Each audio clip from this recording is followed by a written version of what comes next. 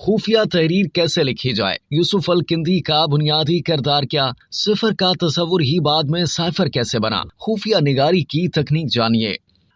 ملک میں ان دنوں ایک سائفر کا بہت چرچا ہے۔ اس کے سیاسی اور سفارتی پہلوؤں سے صرف نظر کرتے ہوئے یہاں ہم اس کے تکنیکی پہلوؤں پر بات کرنے کے خواہش مند ہیں۔ عام خط یا مراسلے کے برعکس سفارتی مراسلات عموماً خفیہ زبان میں کی جاتی ہے۔ ایسے مراسلے یا خطوط سائفر کہلاتے ہیں۔ ایسا اس لیے کیا جاتا ہے کہ ان میں اہم اور حساس نوعیت کی باتیں یا پیغامات ہوتے ہیں۔ انہیں کوڈڈ زبان میں لکھنا اور انہیں ڈی کوڈ کرنا کسی عام انسان نہیں بلکہ متعلقہ شعبے کے ماہرین کا کام ہوتا ہے۔ تاریخ کے مطابق خفیہ کاری یا انکرپشن کی بنیاد 9ویں صدی عیسوی میں بغداد کے ایک عالم اور فلسفی ابو یوسف الکندی نے ڈالی، جب انہوں نے قرآن کریم کے عربی متن کے بغور مطالعے کے دوران حروف کی تکرار میں تغیرات کا مشاہدہ کیا۔ یورپی زبانوں میں سائفر کا لفظ عربی زبان کے لفظ صفر سے آیا، جس کا مطلب انگریزی میں زیرو ہے۔ صفر کا تصور ہی بعد میں سائفر بنا، جس کا مطلب ہے واضح پیغامات کو چھپانا یا خفیہ نگاری۔ خفیہ نگاری ایسا طریقہ یا تکنیک ہے جس کے ذریعے کسی پیغام کو اس طرح تبدیل کیا جا سکتا ہے کہ اسے صرف وہی شخص سمجھ سکے جس سے پیغام بھیجنا مقصود ہو، اور دیگر افراد کے لیے وہ بے معنی ہو۔ الکندی کی کتاب رسالہ فی استخراج الکتب المعمہ تجزیہ تعدد اور شماریات کے موضوع پر پہلی تصنیف سمجھی جاتی ہے۔ اس کتاب نے شماریات اور رمزیات دونوں کے فروغ میں بنیادی کردار ادا کیا۔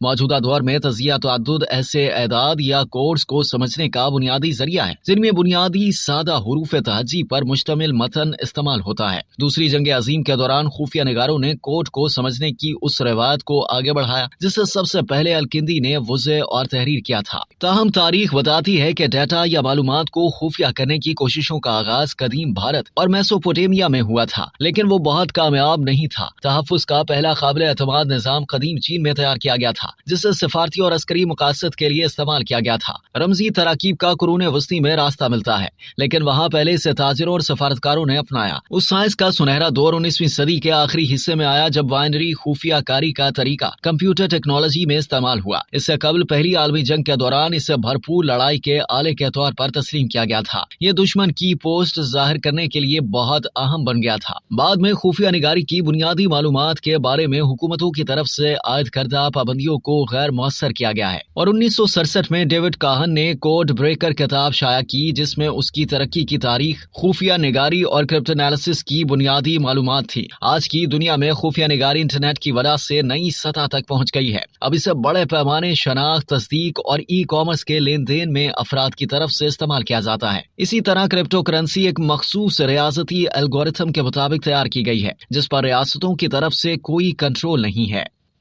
اب تک کے لیے اتنا ہی۔ مزید جاننے کے لیے سبسکرائب کیجیے ڈیلی جنگ یوٹیوب چینل اور لائک کیجیے ڈیلی جنگ فیس بک پیج۔